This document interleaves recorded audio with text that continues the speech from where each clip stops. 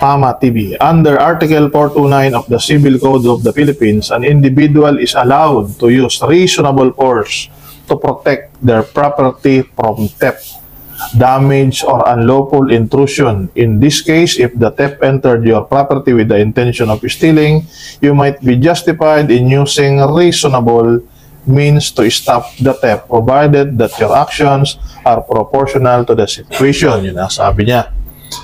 Medyo may problema lang dito, brother, kasi ang sabi dito sa unang statement mo ay pag binaril mo ang magnanakaw, nakita mo na may nakaw siya, papalabas ng AR mo, pwede mo siyang pigilan gamit ang baril mo.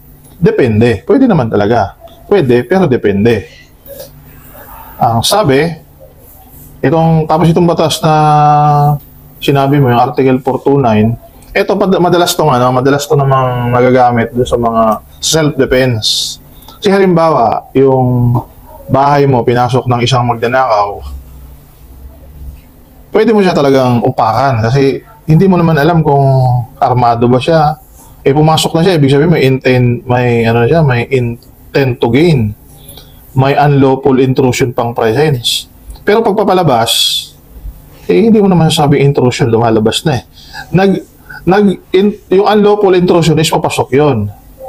If the theft entered your property with the intention of stealing, sabi, o pag pumasok at tangkang magnakaw, pwede mong gamitan ng reasonable force. Hindi sinabing baril ha, reasonable force ang sabi. Ang reasonable force kasi sinasabi, ganito yan.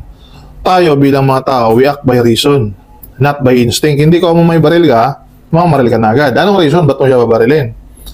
Ngayon, pagpapasok, pwede kasi alam namang intayin ko pang bumunot yan. Ay kung nasa loob ang pamilya ko, nasa loob ang area, maunahan niya ako. Pwede ako makaligtas kung papasok pa lang siya.